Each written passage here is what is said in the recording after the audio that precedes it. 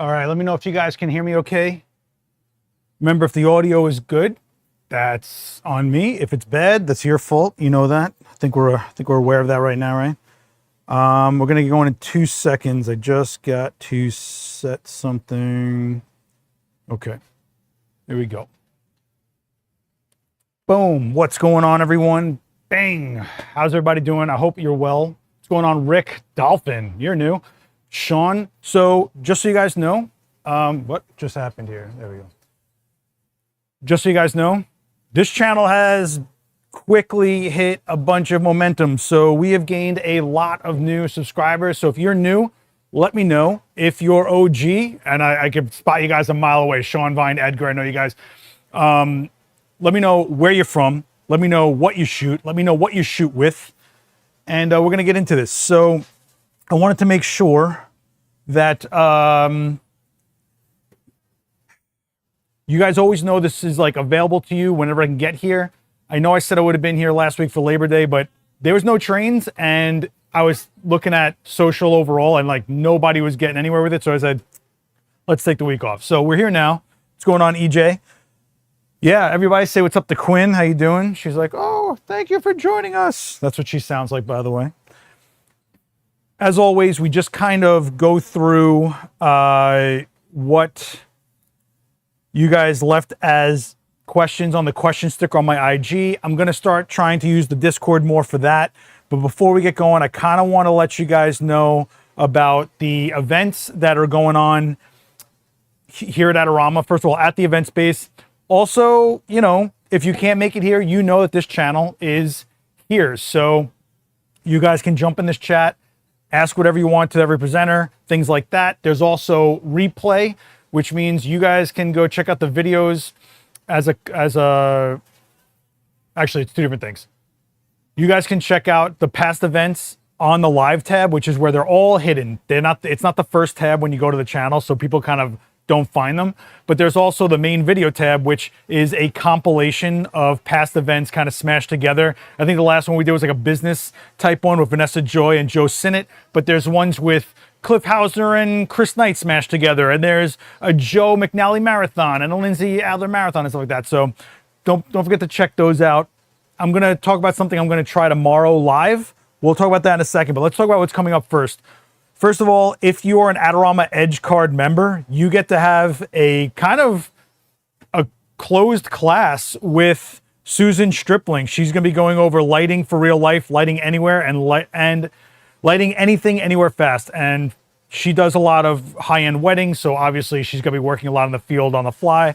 So make sure if you are an Adorama Edge Card member, if you have the Adorama credit card, this is available to you. So go check out the Eventbrite, actually adorama.com/events, and you'll get the ability to register. That is on Thursday.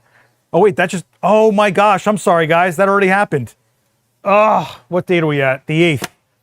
Clearly I'm super prepared, I apologize. So that already happened, but just so you know, there are events that are exclusive too, just as like a thank you for being like a card member or whatever. So make sure you stay up on that. Oh, I'm so stupid. All right. This Wednesday, Zhang's coming by. She's a friend of mine. She's also like really deep in the indie game scene. She's an operations manager, community manager. If you are at all interested in building your own indie games or what it takes to be in that industry, you're going to want to check this out. She's awesome. I'm a huge fan of her. Plus, she's very stylish. She actually has this Instagram where she refuses to wear an outfit twice. You got to respect it, right? On Thursday, we've got the one and only Daniel Norton coming back for some cinematic lighting. You guys know that's on the main channel. This has been 15 years of these streams at this point. So make sure you stop by the channel at 5 p.m. Eastern on Thursday. And then on Monday, we've got lighting, multiple light portraits with Jeff Carpenter. Jeff is awesome. If you don't know Jeff, he's a pretty prolific educator in the industry. He's also a good photographer, a good guy. He was on Coffee with Creators. If you want to check him out, get to know who he is, you can go check out his Coffee with Creators episode on the main channel. But Jeff Carpenter, lighting with intention is a huge thing. Are you guys, am I still live? This chat is dead. What happened here? What happened? All right. And September 16th, this is a big one. This is the return of the Adorama photo critique with me and Daniel. We look at your work, but it is in person only. It is not live streamed, and you have to be here at the time of your images coming up for your time of your images being put on display for a critique. So make sure you are, one, able to attend, two, that you submitted. This is gonna, I think people look at the date and go, oh, that's forever ago. It is next week. So you can submit up to 3 images. Make sure the file names are your name 1, your name 2, your name 3, in the Dropbox link that's on the Adorama events page. And I hope I see some of you guys there, because hopefully we can squeeze in another one before the end of the year. Why am I tripping over all my words? Tripping over all the words. Oh, all right. Roger says, hey, Seth, OG subscriber shooting Nikon Z gear for theater, concerts, events, as well as portraits for creatives. That's cool. You're looking at me on a Nikon Z6 III. In fact, if you're new here, these are all Z6 IIIs that have been streaming for this channel. And I want to thank Nikon for supporting this channel and this event space by getting us these cameras and lenses. That's a huge support from a major brand to make sure that we're able to provide with you guys with free classes, free live streams, and you're able to do it. All right. So in the chat, I put let me see if I can pin it from here. Nope. Can I pin it from here? Why is all of a sudden everything looks smaller to me? Or maybe I'm just like wonky today. I don't know. I think I'm wonky today. Today's a wonky day. Today's a wonky day. Those of you who've been keeping up with what's been going on here, yes, my ankle is still screwed up, but this is my second day without having a brace of any kind on it. So hopefully I don't bang it on anything, because I will hit the floor and crumble. So you guys know how this works. If you guys have a question, hit a bunch of capital Qs and then ask the question so I can spot it easily. But I do have a couple of questions in the Instagram sticker, which I put up a couple of them because I kind of forgot about it. All right, so for Micah, I don't know if you're in the chat, but for Micah's asking, thoughts of shooting / showing multiple genres versus keeping niche on your website? I'm torn. Okay, so this is actually a pretty good question. If you are someone that's niche, and believe me, I know something about being niche, right? I built out, my most known career is through special effects makeup and stuff like that, right? Like stuff like, you know, this kind of stuff over the years. And it stands out because it's not something people see all the time, right? So that said, it's also something that shows a lot of technique and skills and thought and all that kind of stuff. So I don't look at it like a niche thing. I look at it as an extreme example of what I could offer to clients. So when you ask me, should my website look niche or specialized? My answer to you is make sure you have yourself as a brand that's the most recognizable, and then you partition it in your website. So for example, on my site hasn't been updated in a million years, but what I would do is make sure you have segments that are clearly marked what they are. There are a lot of commercial photographers that also have fine art careers, and fine art careers don't usually mesh well with commercial because they're kind of opposite ends of the spectrum, right? In commercial world, they want technical, clean, high quality, all that kind of stuff. And every now and then they're going to want conceptual, which is why putting your fine artwork on the same website benefits you. So they can see that you're not just a tech person, but you're also a deep thinker and able to flesh out more of a concept. Now, what you're going to want to do is just make sure that your brand is what's featured prominently, so that even if it's something as crazy as like a long-term documentary series on circus clowns right next to your school football portraits, right? Those are completely different things and crazy different, but you want to make sure that whatever is happening as far as where you're hosting it is undoubtedly you. Guys, I'm just going to really quick step off and shut off the air conditioner because it's crazy loud. So I'm still here, but just know that it's really up to you to stand out no matter what you're doing, because in the end, they're finding your work, but they're hiring you, remember? And I would just make sure that there's a difference between your website and your social. What do I mean by that? So for example, Your website should be the landing place for you and what you provide. And if you need to branch off to different services, like maybe I'm a photographer, but I also do, real estate or whatever, I don't know. That's where you have a separate site. But if I am on social, you have to understand why someone's following you, right? So for a long time, my social was people following the makeup and the horror stuff and all these things. But I could also shoot product and, glamour and all this other stuff. Like, it was also there, but they were following the horror stuff. So if I wanted my profile to be successful as far as a following, I had to kind of niche. However, if you are someone that shoots different things, that's where you really do separate things, separate profiles for separate things. If you shoot real estate photography or tabletop food, you're going to want to have a landing page a profile page for that. But that can still exist on your website.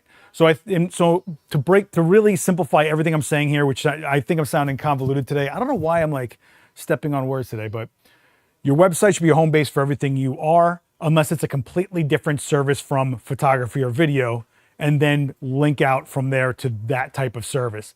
Like if you're someone that teaches business or whatever, they're not coming to you for your photography page for business. But if you're a photographer that shoots multiple genres and you're serious about it, create profiles for those genres and really sharpen and hone down each genre. My Instagram turned into this. I'm a guy that's going to show you how to shoot whatever, and I made it so that my Instagram shows you that I could shoot whatever you throw at me. And I think that's a big distinction. Are you guys still in this chat? Come on, talk to me here, guys. Where are you? So website, I don't think needs to be niche, but I think your brand needs to stand out overall from everything you're putting in there. Your social needs to be divided and niche, in my opinion. This is just my opinion, okay? Where is my mouse? Okay, so RDB fan is asking thoughts on the Z63 firmware version 2.0. I mean, what's there else to say, but it's awesome. I mean, you've got basically a mini Z8 here with no cost, right? Like, they didn't charge your firmware and you're getting features that exist in higher end cameras. What's not, what's pixel shift, focus shift shooting in one shot is unreal for people that need that, especially if you're running something like a 24 megapixel camera and you want to get to a 100 megapixel type file. You're shooting something like watches or macro, still life, or something that is for e-commerce or something that's going to be a type of platform that lets them zoom in. It's amazing, okay? Auto capture, bird autofocus. I mean, the fact that they gave me shooting recall function able to be mapped to a button just like the higher end cameras has been a favorite of mine. There's so much stuff that they put in the new firmware. You can't hate on that. You know what I'm saying? Yeah, I know everybody's multitasking. It's just weird when you're talking and there's like no activity. So I get a little weird, I'm like, where is everybody? And also, if no one in here is talking back to me, I'm just rambling, right? That's just so you guys know, hold on a second. I'm going to test flight something tomorrow. I'm going to try this out. I'm going to try and do what I'm going to call an all-day replay.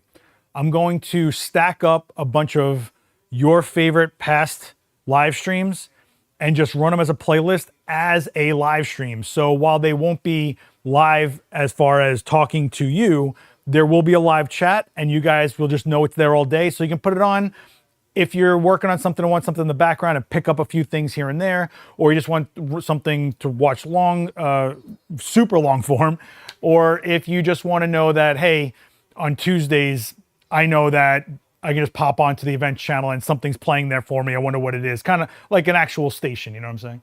So let me know if that's a cool idea to you. I think it's a cool idea. I think it's going to help the channel as well, just to give you guys, just to know. YouTube prioritizes live streams and just puts it at the top. So it's kind of helpful in that regard. You know what I mean? You're telling me a bird focused this? Wait, what? What are you talking about? Are you guys having your own conversations I don't know about? What's going on here? If you guys have questions, put a bunch of capital Qs. Otherwise, I'm not going to pull it out because you guys have your own conversations and I don't want to start getting all weird here. Okay. Kind of like those channels that play ambient music. Sure. But you know what I find is no matter as a presenter or someone that does like a class, we somehow imagine that somehow we're just drilling straight into your skulls, right? And everything's landing, but it doesn't always. You got to watch something back a couple times. You've got to see the same class a few different ways. And I think if you play it back, you can kind of pick up things you might not have seen or heard before, or maybe they make different sense to you because you've been through a bunch of different classes or your experience has changed, right? You've shot more. It's been a few months. It's been a year since you've heard that class and now things are landing differently. I think that's something that's a little underrated as far as the way you guys ingest content and classes, right? I'm a big believer in put the cameras down, pay attention, and then go do, and then come back. That's kind of how I land on that, all right? Oh, you're listening while at the gym. Oh boy, I got to get in the gym. I got to tell you, this ankle injury has led me to be so out of shape. It is driving me crazy. But hey, at least we're getting some fall weather going here, baby. Finally, less humidity. I don't got to be sweating to death up here, which is nice. So there's one other question on the question sticker I want to get to because this was kind of interesting. Okay, so Studio 81 Portraits is asking, what is it? What are they asking? No, did I just delete it? Did I just delete it by, okay. Studio 81 Portraits is asking, with direct flash trend, do you think the weight of the flash will ruin your hot shoe? Okay, this took me a second. I was like, what? So they're asking basically because we're seeing a lot of very raw type portrait, a lot of shooting that's going on out there with like what looks like an on-camera flash. Will it damage your shoe? No, but there are some newer shoe styles out there like digital shoes or smaller ones. And yeah, obviously if you keep on picking up from the weakest point on your rig, over time, something could give way, right? But no, I don't think you're damaging your shoe. However, I don't think you should be using your shoe for your flash. Wait a second. I know. Calm down. Breathe. If you guys watch my own channel, I just talked about proximity remotes to strobe. The reason I'm going to say to not put your strobe on your camera like this is because when you do that look, you really want the strobe almost at lens as close as you can. And the reason for that is, and especially if anybody in this chat has been to any of my trade show classes on small strobe, you don't want to keep that flash away from your lens when you're moving and you're literally projecting shadows. If you keep it at lens, wherever you're shooting, you're minimizing the shadow drag and you're still getting that hard look. And don't forget, textures are micro shadows. So if that flash is, why am I doing it with my hand? If the flash is up here and you're projecting like a nose shadow or a chin shadow, whatever, you're also projecting micro shadows in skin texture, hair, things like that. And that's not the look you're after. You're after like blitzed, on axis looking light that is just kind of filling in straight at the same perspective you're at. So to do that, you're gonna want a plate or a bracket. I like, let me see if I can pull it up. I like the, this one paparazzi bracket I like. Paparazzi, watch me spell it wrong. There's a paparazzi bracket I like. Yeah, this one. However, this lets you put the flash basically right next to your lens and in front of your hand or on the other side. You can make it what you want. This is a higher end bracket. You can customize it, comes with tools, has more quarter 20 threads all over it so you can build it out. However, if you don't want to go crazy, right? What I recommend is also, you don't have to go that crazy. You can get something like this. This is a flashpoint bracket. Let me see if I can just open this really quick.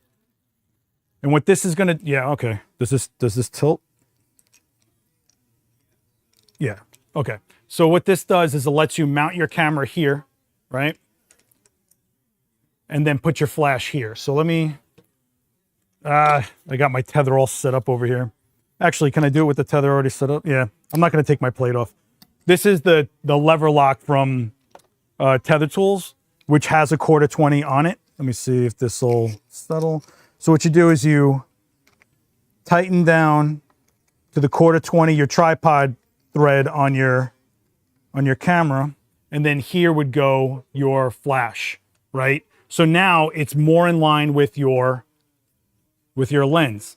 I like the higher end one because it positions it closer to lens, and I can flip it, and I have a lot more options, and you can add more than one flash, one on either side if you wanted, as crazy as that is. So now your question is, okay, so then how do I fire the strobe? Well, that's when you put either a remote in here and your strobe here, or you can get a sync cable which goes in your shoe and has a cable that goes to another shoe that sits here, and you put your flash in there, and it's just basically kind of like transplanting your shoe over, but then you got a cable flopping around, you know? And sometimes, and the reason I like the remote method is because sometimes I'll take it off of this and I'll just long arm it in a weird situation, or if I want to like bounce over something else. So this is a really cost-effective one. I think this is like 30 bucks. Let me just take a look really quick.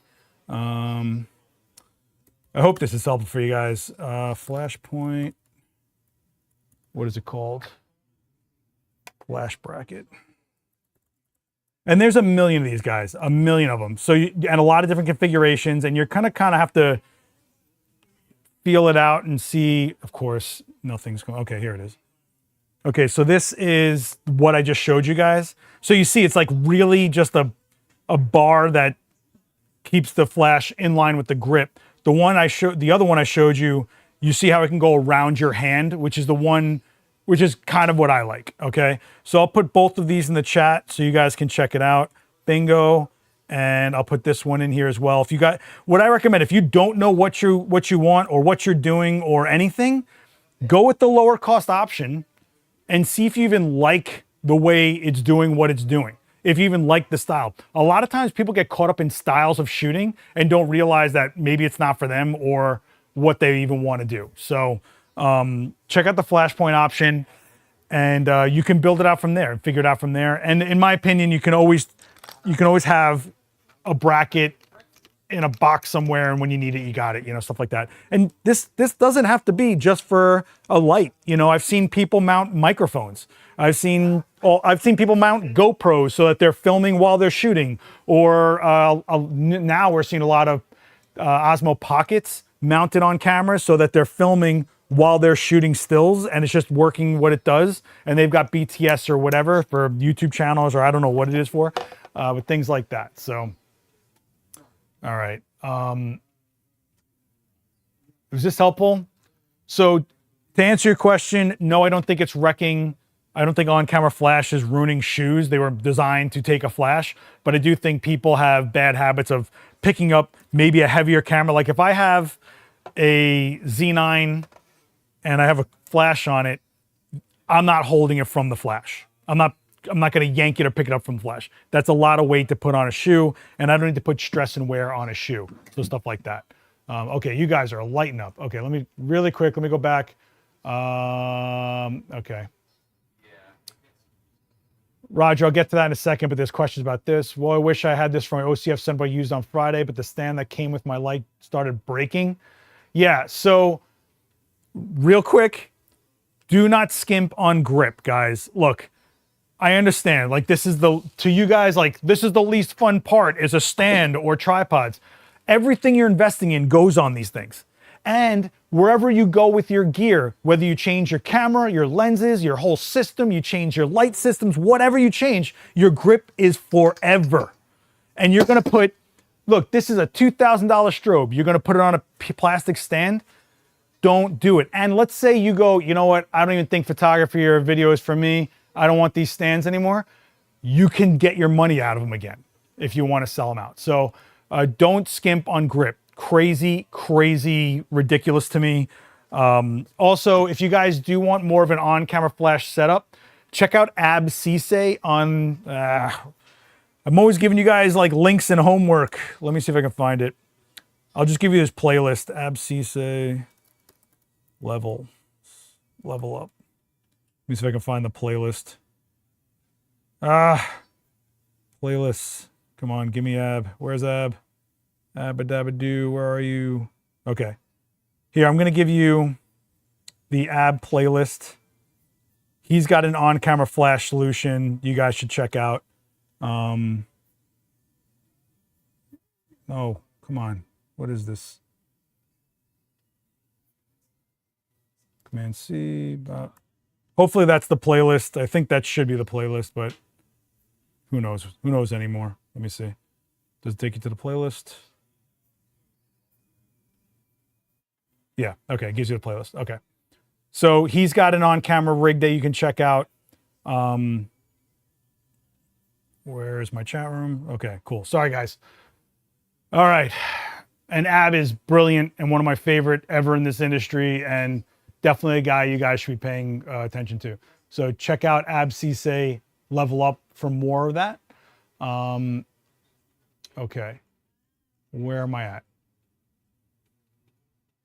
Does depth of focus change with distance? In other words, can I shoot at one point from 5 feet and get one eye in focus, but 50 feet and get a whole face? No. In fact, the closer you step to subject, the more shallow it gets. We showed you this. We showed you this last time. If you want to watch last, I think, was it last time Kristen had this question? It's actually beneficial because you can have lenses that aren't as expensive and maybe don't open up as much, but you can fake the shallowness by stepping closer and getting more of a shallow look.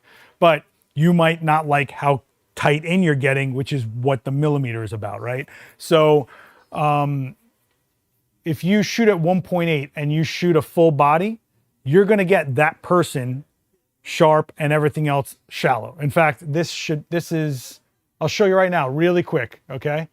So this is a 1.8 lens, right? You see how I'm here? I'm pretty sharp. Well, if I go up to a close like this, look at that, right? The depth of field just changed dramatically, right?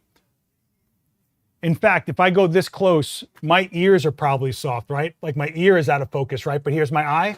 Well, now my ear is sharp. If we were to crop in on this image, you'd see that my ear is sharp. So yes, distance affects your depth of field without a doubt. And just like I'm going to quote the great Daniel Norton, the more important than the lens you shoot with is where you stand. If you want more information about that, check out Daniel. Oh my gosh, here we go. Check out Daniel Norton live stream from last week. I'll put this in the chat. You guys see how much we crank out? How much it's just never ending, and I'm always got links for you guys, and it's crazy that I even remember that these links.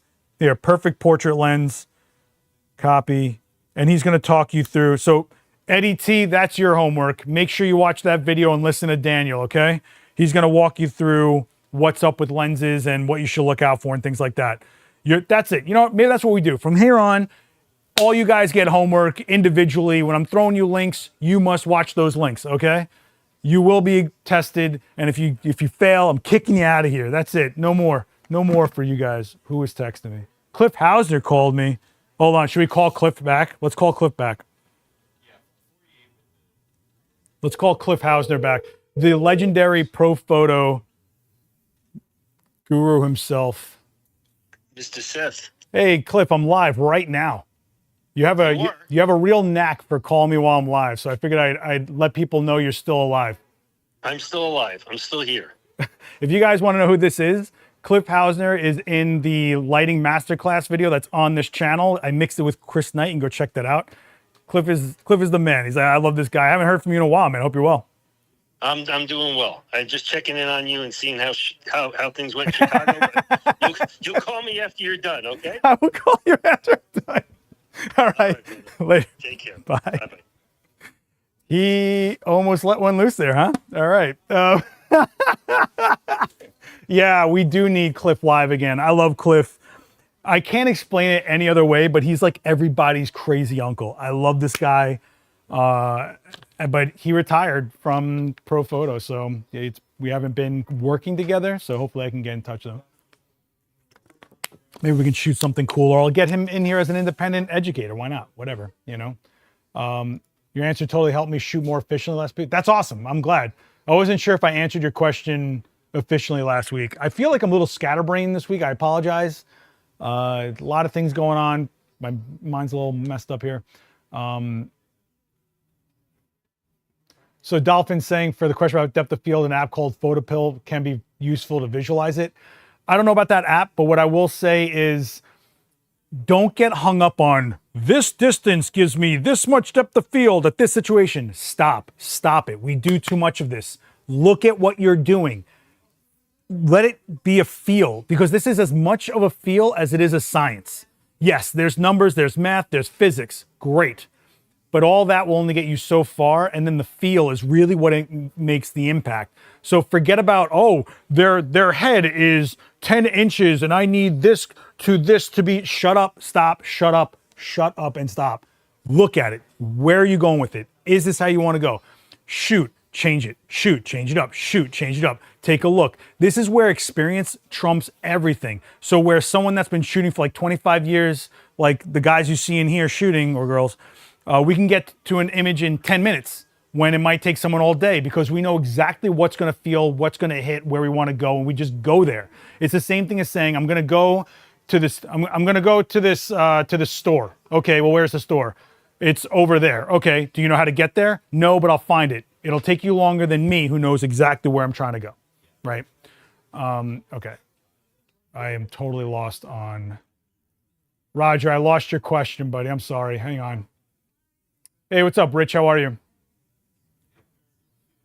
I feel like I'm always behind on Adorama content between all the playlists and channels. Yeah, but you should always feel like it's always there for you, right? So if you have downtime or you're looking to play something in the background, you've got Adorama TV, which is the main channel. You've got this channel, which is live. I'm going to try to make it live more often. You've got Adorama Cinema if you want to learn more about cine and video and splash over your hybrid world. It's there for you, right? We're live, we're producing. Adorama's Instagram has constant tips for you. I think Adorama's TikTok, if you're, you know, of the younger variety. I am not a TikTok guy. But I'm glad you guys feel behind rather than starved, right? If we were starving you for content and access to resources, we're not doing our job. So I'm glad to hear that. And I hope you guys are growing and you feel like you're part of this, because you are part of this. All right. Where's Roger's question? I'm sorry, man. I know you wanted to do like something more hands-on here. Okay. Let's put Quinn to work. Got any cool ideas when layering key and fill lights on axis, off axis, or even cross axis with gels thrown? Oh, geez. Okay.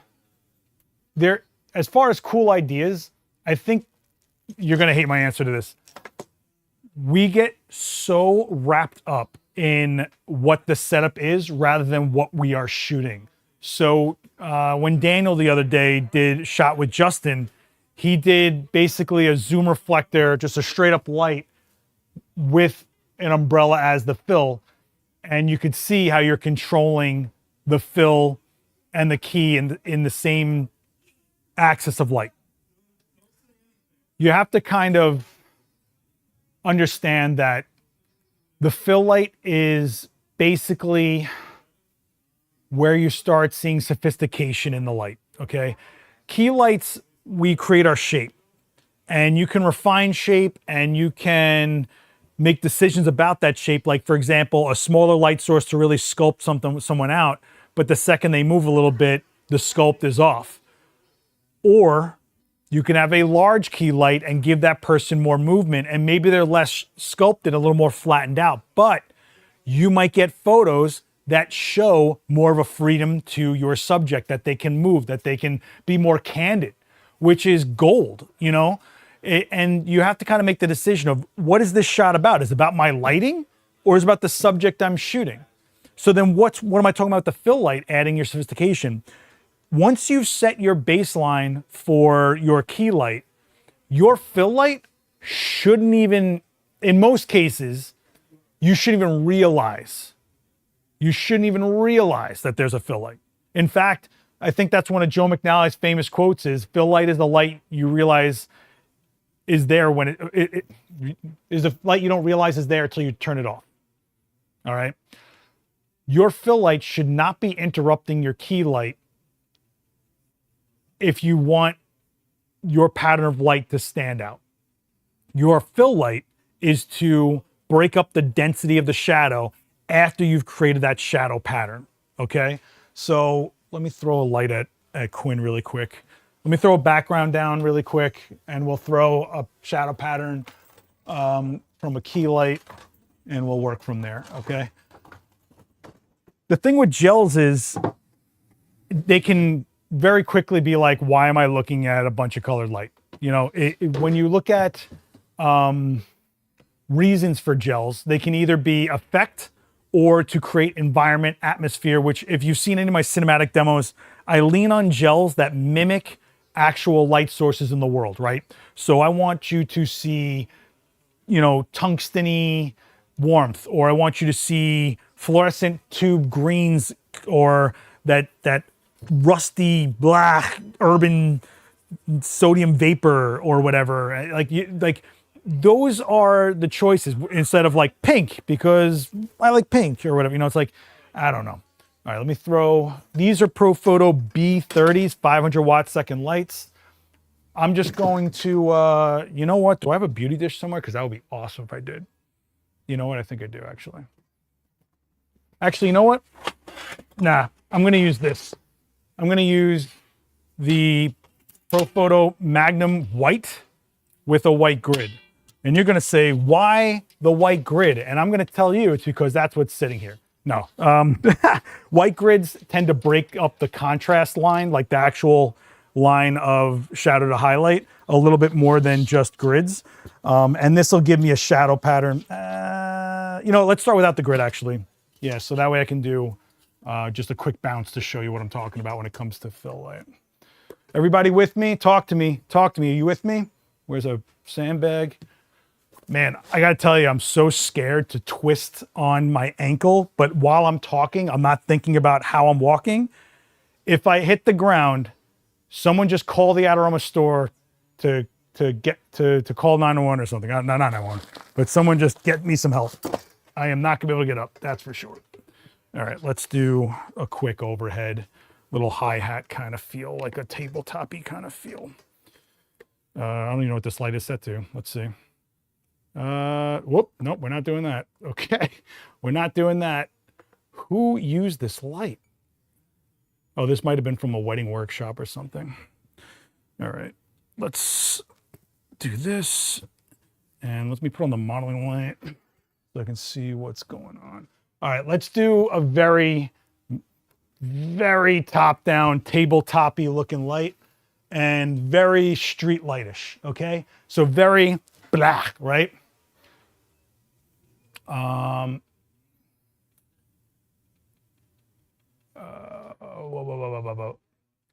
Melanie, I'm gonna get to that one train of thought at a time really quick, okay? Let me, actually, while I'm setting up the tether, we'll talk about this, okay? So, first of all, let me just make sure. Okay, so I got a light, okay. All right, so Melanie, while I'm setting up this tether, Melanie is asking, what grip would you use to mount a flashlight, black light, to the camera to more easily photograph scorpions? So there's a lot more questions to ask. One, how close are you to the subject? Like, if you mount the light to your camera, and people don't think about this, but if you mount the light and it's here, but you're shooting a macro subject here and your light is all the way over here, is that going to help you? You know, if you're trying to mount it close to lens, you could probably find some sort of grip that all you need is something to go into a 1/4-20. All you need is something that will go into a screw right here, right? This screw right here, that might wrap over. Something like a micro clamp, or small rig might have something like that, or something that's, you need a 1/4-20 to just, something that has a clamping ability, and then you tighten it how you need fit. And then if it's a flashlight, you know, what you're asking, you're gonna need something that is more generic as far as the way it clamps, but you're gonna need something that has a 1/4-20 screw to it. So there's gotta be something within the micro, probably a micro arm. We'll poke around once I get this shot going. How's that? I'll take a look around the website for you. All right. All right. Let's get a tether going here. No, not a magic arm. A magic arm is massive and heavy for what she's trying to do. You can do some sort of micro arm, but it's still an arm is still going to be a 1/4-20 screw to a 1/4-20 screw. What I'm saying is if she puts it here, all she needs is something that has a 1/4-20 base and just like almost like a Cardellini type clamp. I'm trying to look in the ceiling if I got anything that would, something that's kind of like here, like a micro version of this. Like what you want is something that lets you tighten down onto something here and then a 1/4-20 here. So we'll look. All right. Just let me, I can't remember what I'm doing. Cannot remember what I'm doing now. This is what we do here, guys. We just go off the rails, apparently. Okay, let me get this going. I had the tether all set up, and then we got that flash question. So, you know, I'm not completely all over the place here. Okay, let me throw this in here, and let's go to the tether. Allow. Turn on the camera, that might help. Okay, so we're tethered. Bada bing. Oh, let me take off this question over here. We're tethered, right? Bingo, bango. Thanks. Yeah, this shirt is, I gotta tell you, I'm very happy younger generations are finding out about They Lived. They Live, I'm sorry. When I was a little kid, this was always playing on like network TV at like daytime. Rowdy Piper, man, come on. Does anybody remember when he looked at the money and it said, "I am your God"? Like that, I will never forget that. Okay, so what's the first thing we do when we're taking a shot? When we're setting up lights and we're trying to control the environment. What's the first thing we do, guys? You know the answer to this. You know what's up. All right. Oh, taking off the lens cap might help. What's the first thing we do, guys? I know I'm on a delay, so we're gonna go with, oh man, are you guys not here? I got 60 of you in chat and 20 likes. At least hit like. How's that? If you're not gonna talk, hit likes. All right. I'm gonna start off at ISO 100, 200 of a second, f8, black frame. Thank you, Johnny. All right, so let's take a look at, oh, this is not where I want you. I want you more symmetrical like that. So we're gonna do a very top-down light, right? And I'm basically almost straight down, like almost 90 degrees, just a little bit of a pitch towards her. And I'm gonna keep the edge of the light right in front of her face. So I'm just scraping that light down her face, okay? Let's take a look. What is going, oh, why am I in manual focus? That's why, got it. That was dumb. Okay, let's take a look, bada bing. We're in TTL and that's our shot. So lots of shadow, but look at how deep her eye socket's got, right? Now, if we were to do an on-axis fill is referring to at the lens, right? Coming from the lens, right? So technically what I could do, let me take it out of the tether. Technically what I could do is bounce the light off a wall and go this way and then dial it in. And that way what we're doing is we're not creating a fill that will cross over. It's just coming into the shadows. It's not going to overtake our key light, right? However, it will add exposure to some degree. So what I'm gonna do is, I could get a V flat. You know what, I'm not gonna do a V flat. I'm gonna do this with a piece of foam core. Why? Because in my head, I'm too lazy to get the V flat, but I'm not too lazy to throw a piece of foam core up. So let's do that. I'm going to take a piece of board, right? It's got these special holes in it because I got it out of the garbage. And we're gonna mount it to a board. And if you guys have seen my C-stand video, you know how to do this. You just open up that knuckle to the flat part and just do a little soft bada bing. Little nice and snug. So we've got a board to a C-stand. I'm gonna put it behind me, right? And I'm gonna, you guys can't see this, right? Let me change to this camera. I'm gonna put it behind me, right? And I'm going to lift it and I'm going to pitch it a little bit. So it's very subtly going down, but it is over my head. And the reason it's going over my head is because I don't want to block all of it. If this was a full piece of foam core and I'm bouncing light on a bigger surface, it doesn't matter if I'm in front of it, but I don't want to block too much of this light. All right, so let's bounce this off this card. Let me see if I got enough battery here. Okay. Everybody okay in that chat? Make sure you hit like, it helps out this video. If you're watching some playback, make sure you hit subscribe. All right. I'm going to, all right, so you guys, where are we at? Okay, so you see I'm just gonna try to get light basically over my shoulders going this way to break up those shadows. Before I do that, I'm gonna shut off my A light and I'm gonna turn on my B light and I'm just gonna see where we're at with this light, how it looks by itself, and I'm gonna TTL it to get the exposure on exposure, and then we can dial it down from there, right? So let's take a look. Where am I? Oh, there you go. Let's take a look at this, okay? So we TTL it on her like this. Let's take a look. Very flat, right? But that's kind of what we want. We're not trying to shape her with, which camera am I at? We're not trying to shape her with a fill light. We're trying to use that fill light to just break up the density of the shadow we're creating, right? So we've got this and this. If I mix them together, right, it's not going to be a subtle fill. Watch. So let's do them together. This is with the power set. This is not TTL. This is with the power completely put together.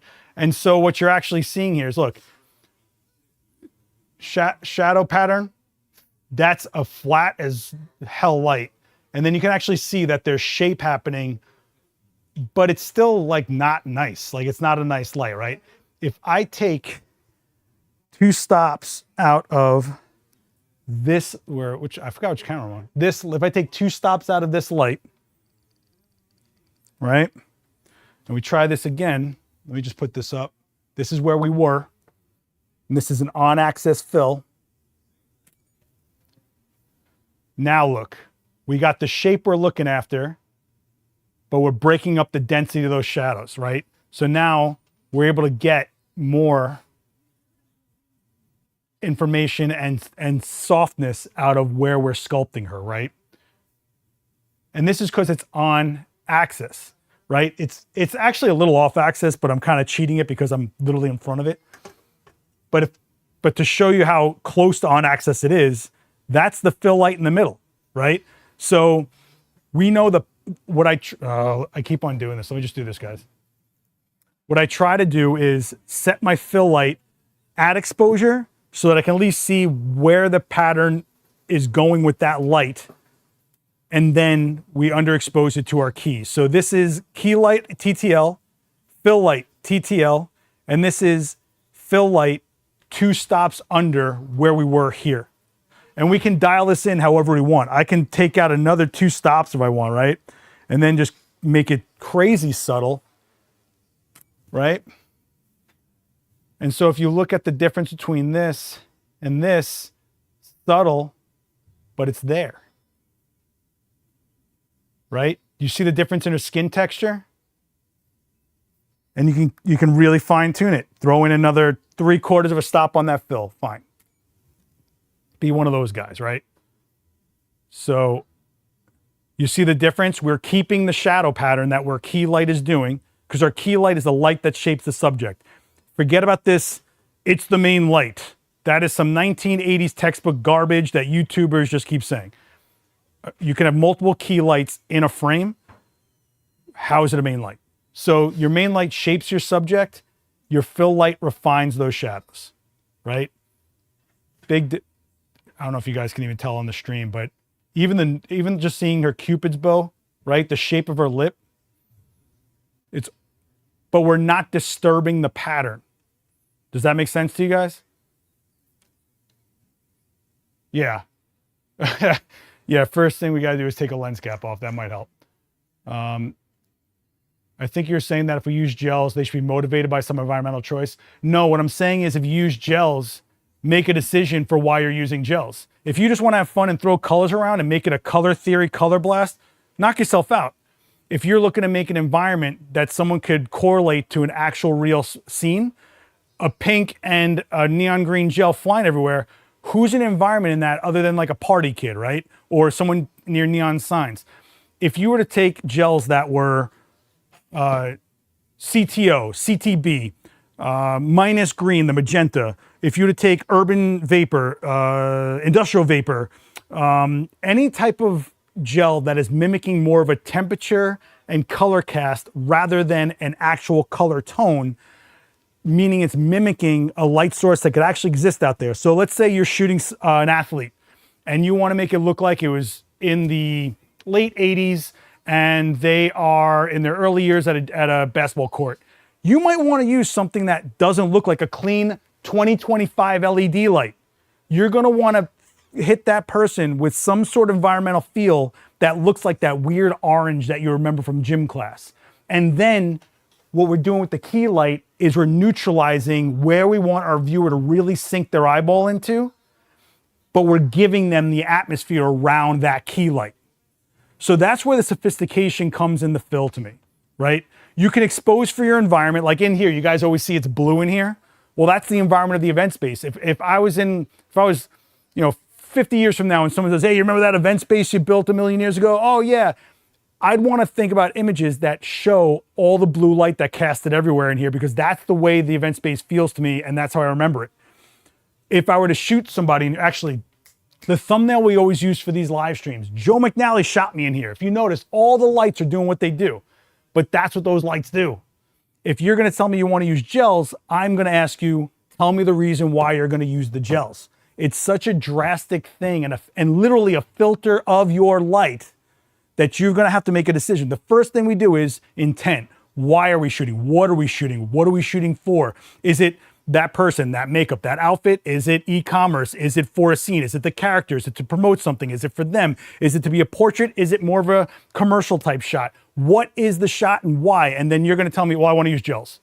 So then why should I care? Why should I care about the image if the image isn't taking a concept and a language over a goal line for me to connect with the image, let alone your subject? That's the question, right? Gels are awesome. And honestly, if you are ever stuck creatively, throw some gels around and knock yourself out. If you don't know what multiple lights are doing, throw gels on them and you can physically see what each light is doing. And that's a great learning tool as well.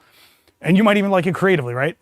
I'm not telling you to not use gels. I'm saying don't just be a person that throws a gel on a light and goes, it's purple. I'm asking you to think deeper, more, go beyond. And when you do that, you stop taking pictures, you start making photographs. And when people connect with your images, you stop having people that hit like and you start having an audience and they wait for your next image. Then they want to work with you. They want to get shot by you.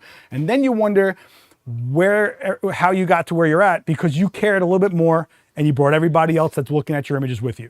That's the key, right? So gels are $50 for a pack, go nuts.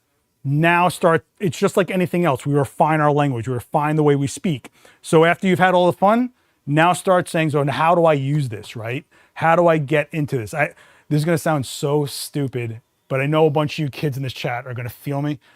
Silk Song just came out, and the first thing I did was just mess around and play around with whatever the game gives me the ability to do. Then I started going, well, how can my timing get better? How can I get faster attacks? How can I traverse the world better, right? It's video game terminology, but we all play with the tools and then we get sharper and honed and refined, and then we try to actually get better at the game. This is the game, okay?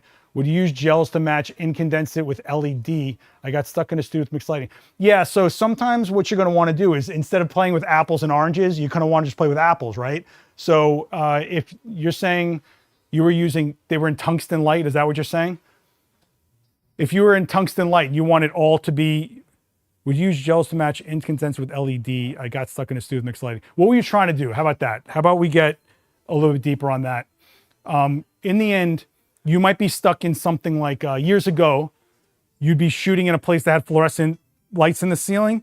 They were this weird soupy green orange, and you'd shoot with a flash, and on the flash, you would put a soupy green FL gel to match so that you could balance for both the lights and the light you're creating in the same shot. You know, you have time to game. I don't sleep well. You know, if you wanted to minimize the overall softening of the shadows, but primarily lift the eyes. If you wanted to minimize the overall softening of the shadows, but lift the eyes. What you could do is something with a little more specularity. So you could keep this. It's not going to show because she has white paint for eyes, but this is where you get something like a silver bounce, where you get something that could actually reflect off of the, you get something that could actually reflect off of the eye itself, which gives you like a sharper catch light kind of a thing. And if that's, is that what you're talking about, like lifting the eyes? I'm not sure what you're saying. Are you saying like, if you just want the eyes to be, filled in? To be honest with you, if you did something where, sorry, there's someone talking. So you're saying you want this shot, but you want the eyes filled in? You would have to create a light source that might have like a grid or a snoot to it. So you have a third light just to hit the eyes.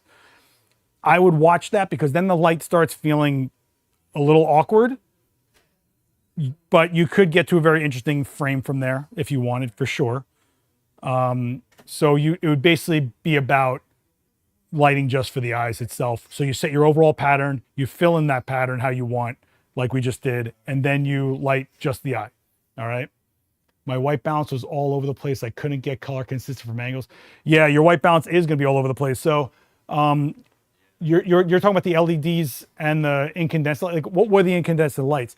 In the end, you're going to want to either take over the space, meaning if you are using a light source of some kind that you're bringing, that you're creating, you're going to want that to dominate, which is why we do the black frame, right? So this, did I not even do a black frame?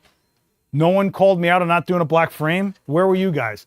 Look, if I turn the strobes off and I take a shot here, actually, let me turn off this modeling light. Oh. Right? We get a black frame because we overtook the space. Otherwise, if it wasn't, I would start getting a mix in here with some of this blue that's everywhere, right? So let's say I opened up to F4 and I'm at a 30th. Now I'm not getting control. This is ambient light creeping in. So if you're in this situation, if you're bringing a light, you kind of want to get your settings to a place where the light that you're bringing into this situation is kind of overtaking the situation. So instead of me being at the mercy of this, I can speed up my shutter speed. I can close down a little bit. And so instead of needing full control, see how you see her a little bit? I'm not choking that camera to death. I'm not being at the mercy of the space, but then when I want, I put in my lights. Now here's the difference. Watch. Here's the difference. I didn't change my strobe power, so now it's overexposed, right? Because now I'm way more open than I was before. I was at a 8, now I'm at 4.5. So if I take a stop out of, I'm trying to remember where I was at. Trying to remember what numbers I was at. Sorry, guys. If I take a little bit of a stop out of each light, we do that again. Now she's on exposure. But look at that background. That background where it was black. Well, guess what? Why would it be black if I didn't get a black frame? It would be black when there's an absence of light. I already shot this frame, which shows that I'm getting ambient light creeping in. Where there is no light, I can put light. But if there's already light there, it's going to be showing up because we're capturing light, right? Does that make sense to you guys? And it's tough, right? If your white balance is all over the place, what you're going to want to do is try to get whatever light source you're bringing, yes, to match the space ambient light so that you're just in one color balance all over the place instead of fighting it with whatever light you're introducing to the space. All right. One thing we got to remember is these questions, like I'm only getting we're only scratching the surface of whatever situation you're in or whichever you're dealing with. So I hope I'm kind of making sense here.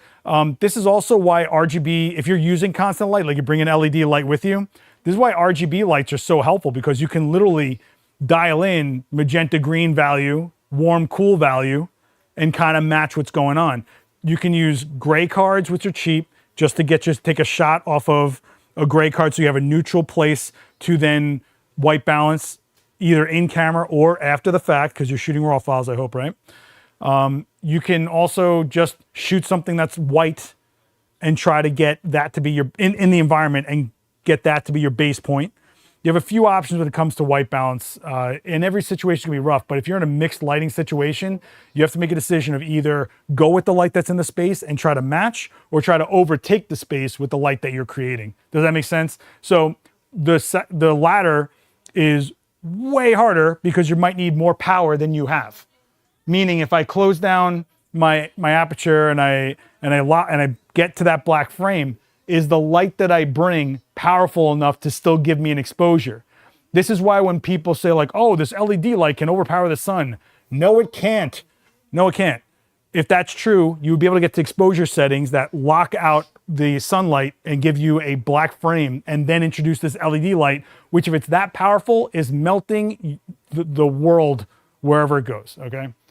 Do you use a color meter to nail white balance? I haven't in a long time. Sometimes when it's color critical, like if I have to hit a Pantone color for like a makeup brand, or once I had to do it for a product, I had someone else use the color meter to get me. I had a tech with me. But yeah, you could. I think for most cases, throwing in a chipboard. Do I have a chipboard? Throwing in a color checker is easy. Like you should just keep a color checker in your bag. Let me see if I can find one really quick. They're the size of actually they're called Passport. Color checker, Passport. Yeah, so these things are small. They're hard cases, and you should all have one, period. I don't care what you shoot, how you shoot, what you shoot. I don't care if you only use this thing once. You should all have one of these, okay? I'm not telling you what to buy, but if you're worried about color critical, make sure you have something that's a consistent, accurate base of color in the environment you're shooting with, so that you can just white balance off of that. Especially if you're tethering, it'll just apply it to your next shot as you go forward. So I know it's a little bit of investment, but it's something that might save you 10 tons of time, which is invaluable, right? You know, in my opinion. Yeah. I'll put that link in the chat along with the 50 billion other links. Oh, what's up, Lloyd? I didn't see that was you. I'm sorry, buddy. I hope you're well, man. You're going to go to imaging or WPI or anything, let me know. I will be at imaging. I got a stage in imaging. I think I got a stage at WPI or some sort of class. And I want to say PPA Massachusetts or something. I can't remember. I got to check my contracts. But next year, I'm dialing back some of the shows I'll be at, but I will be at some shows. I'm glad I'm rarely relying on color critical stuff, but I'm usually borrow one of my friends when I'm relying. Yeah. So, you know, the good thing is that in raw files, you got a lot of movement and flexibility and things like that. But you also, if you're bringing your own light source, which is your neutral source, the one you're going to be using as a key light or whatever you're using it for, you've got to make a decision on what that light is actually doing. And if it is to be the dominant light source in your frame, not the environment, the dominant light source in your shot, you're going to have to work with the distance to your subject to make sure that you're getting the most power out of it when you need it, your settings on your camera to get it to make an exposure. And if your exposure of the light you bring in isn't enough and you're still getting ambient light, your best bet is to try to color balance it. And if it's something like a constant light, like an LED, this is why the RGB is worth it sometimes. You know what I'm saying? You say that every year, you have to dial back 2 years. You haven't dialed back in 2 years. That's not true. That's not true. I absolutely turned down one of the trade shows I used to go to. I don't want to say which one, but I'll just say I'm not going to be in St. Louis next year, if you guys know what I'm talking about. All right. But if you like whatever show, keep going to those shows. All right. I think the conferences are invaluable. I think community is invaluable. And I also think that being able to physically be in a situation where you can shoot, be around things you're thinking about doing with people that do that could change a lot of things for you. You're heading to both WPI and Imaging USA. That is a commitment, Vic. Imaging USA is in Nashville. Should be really good. And whichever one you go to, stop by the Adorama booth. I'm going to be giving out whatever I got left of Brooklyn reflectors.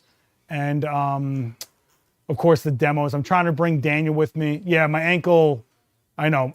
Listen, at least I didn't break the ankle. You know, I do what I can for you guys, even though I'm dragging this leg around, all right? Oh, and then we said, all right, so Melanie, let me see if I can find a micro clamp for you. I just typed in micro clap. I don't even want to know what comes up after that. All right. No, that's way too big. I tell you what, Melanie, if you, oh, this might, nah. What is, I guess, Melanie, what I need to know is, what is the flashlight? Is it round? Is it flat? How big is it? Because you're going to find a lot of solutions that, this is a way overbuilt solution, Melanie, but something like this, where you can kind of have like this type of clamp that you tighten down, might be what's going on. Might be like one of your best bets. I'll put this in the chat, but this is just a quick like search. It's not, I don't think you need the arm per se. I don't think, you definitely don't need this part. But you could, actually you probably could use that quarter part on a cage.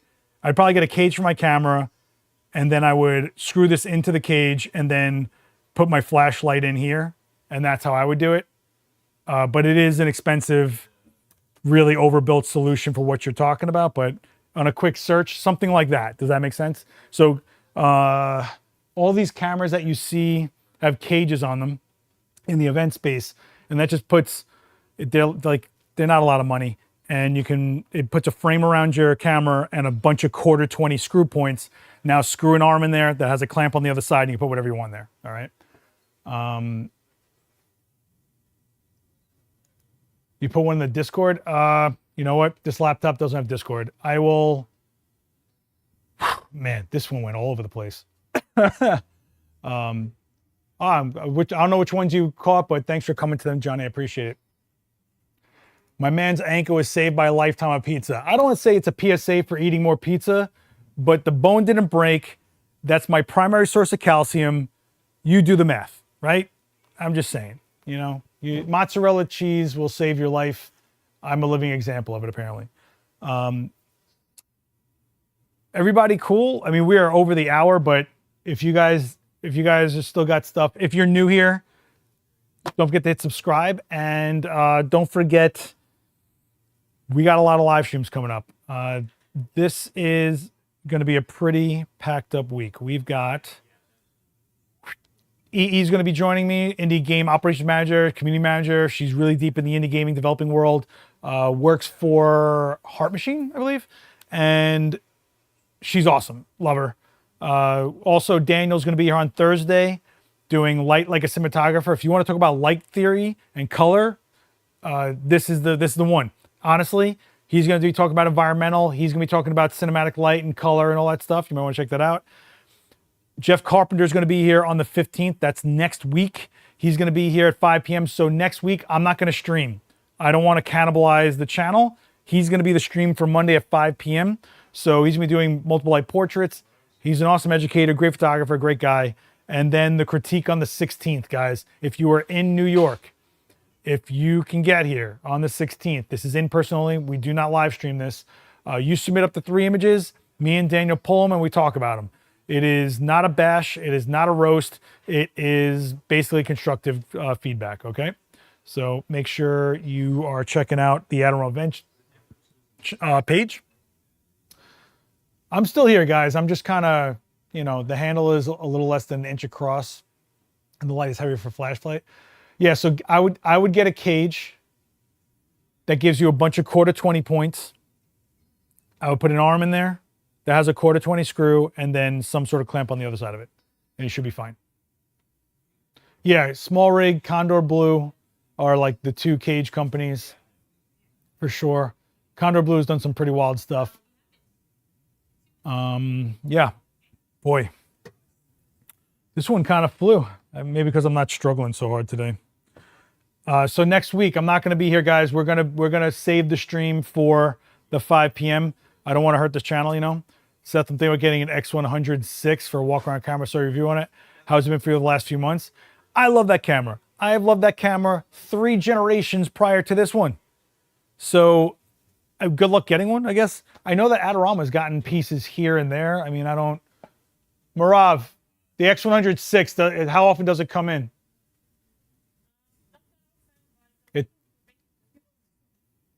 Try to come to the store if you're looking for one, guys. I'll just say that. All right. But it's a great camera. But if you can't get that one, check out the used X100V and X100F. People overlook the F. Great cameras. Really great cameras. How does one remove glare of street lights when shooting at night? What is the glare coming from? Is it on your lens or you mean off of substrates? Regardless, if you're shooting at night, you can get yourself a circular polarizer, but you're going to be losing even more light in an environment that is low light. Sometimes the glare is part of the environment, and that's kind of what you want to document. But if you're trying to eliminate it, something like a circular polarizer would probably be the best bet. Okay. Whew, man.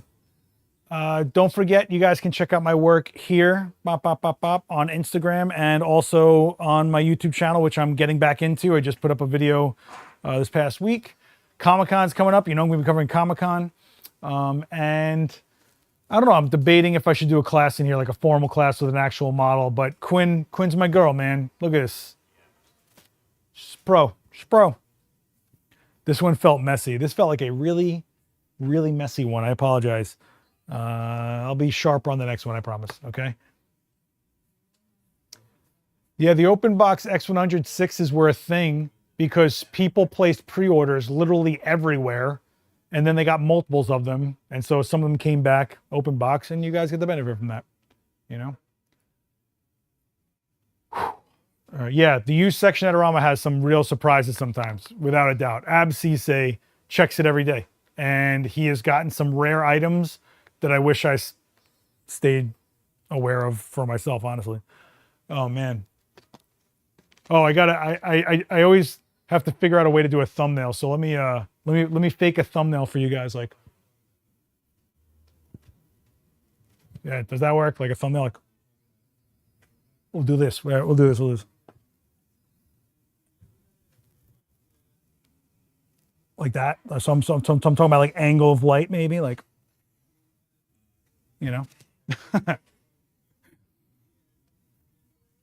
Oh man. All right. You just nabbed the 45 to 100. I use that lens. That's like the workhorse lens for my GFX. That is the workhorse. Guys, if you can do me a favor, hit like on this. If you're watching this playback, drop me a comment. And if you made it this far, I think we'll continue the trend with, of food. If you watched this far into the stream on playback, comment French dip. I don't know why, that just stuck in my head. You get the sandwich and the au jus, you dip the sandwich in the au jus, you go, It's that late night diner thing, If you guys, you guys don't know. You guys don't know. Let me know. French dip in those comments if you made it this far. But yeah, hopefully I'll see some of you in these seats and some of the time, and hopefully I'll see you in this chat. I will try to get some sleep so I'm not so rambly and stepping on words and thinking a little clearer. But yeah. I'm going to break down these lights. I guess I'll keep the stream going while I break down, because why not? If you guys have any questions or things you want to talk about, we can talk about them. But I got to take these down anyway, so why not? By the way, guys, I just got back from Chicago, and I went to go check out the new ProPhoto LED lights, and boy, were they impressive. The panel was nuts. I don't know how they did it, but they made lights that are crazy powerful, even smaller, no ballast. What they're calling lighter, faster, brighter, I think is what their tagline is now. And they're right. They did small. You can carry 2 lights for every 1 light in other system. I was like, wow, this is pretty nuts. Really, really beautiful lights. Got a Pro Photo 4x6 RFI for $113. That's pretty cheap. Wait, a 4x6 box? 4 foot by 6 foot box? You got an RFI 4 foot by 6 foot box for $113. That's pretty good. That's pretty good. I'm not gonna lie. What shape was that box in? A 4x6. Wow. All right. Let me take this light down too. I hope you guys all check out tomorrow. I'm going to be trying to do basically an all-day replay, just a playlist of past streams as a live stream itself. So do me a favor, pop in the chat at some point, say what's up. We got a lot of new subscribers, and I want you guys to make them feel comfortable and welcome and let them know what this channel's all about. And, you know, I think people stick around when you guys make it a welcoming environment for them to stick around. So I would appreciate it tomorrow, while the all-day replay is going on, you could pop in here and be like, hey, what's going on, everybody? Where are you guys from? What are you guys shooting? Blah, blah, blah, blah, blah. Be one of those guys. Be that guy at that party. You know what I'm saying? So I'm on there. No rods. Ah, no rods. There you go. Well, you can figure the rod situation out, I guess. You could always just use the diffusion as a diffusion panel, I guess, but that's, you know, that's what the used apartment's about, man. You never know what you're going to find. You never know for how much. You never know. So the rare stuff is nuts. The only way you're going to find rare stuff is in the used apartment. I always go to the refurbished link. Yeah. Yeah. I'm not going to talk about that on this channel, but yeah. Man, I got to tell you, this thing is so nice. You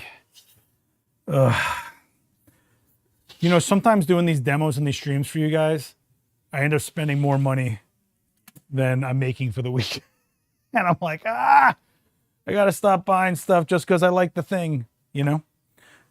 All right. I think I'm going to leave it there, guys. I'm going to pack up. I'm going to get out of here. I got Silk Song and Monday Night Raw waiting for me because I am 12 years old. Woo! No. Listen, you gotta enjoy life. Yeah, so make sure you're hitting like on these things. Make sure you're jumping these chats.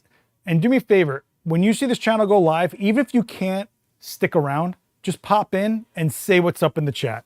It goes a long way for the channel, and it's cool to just see some faces pop in and out all the time. So even if you can't stick around for a full hour of a class, just if you get a notification, which you should make sure the bell is enabled so you know when this channel goes live, and this channel is always going live, make sure you just pop in the chat and say what's up. Okay, guys? I'm going to leave it there for sure. Hope you guys have a great rest of the week. I'll see you on Wednesday for Call for the Creators, and I'll see you Thursday for Daniel's cinematic class, which is a great class to talk about gels and a great class to talk about color. All right? I'll see you on the next one, guys. Be good to each other. Later.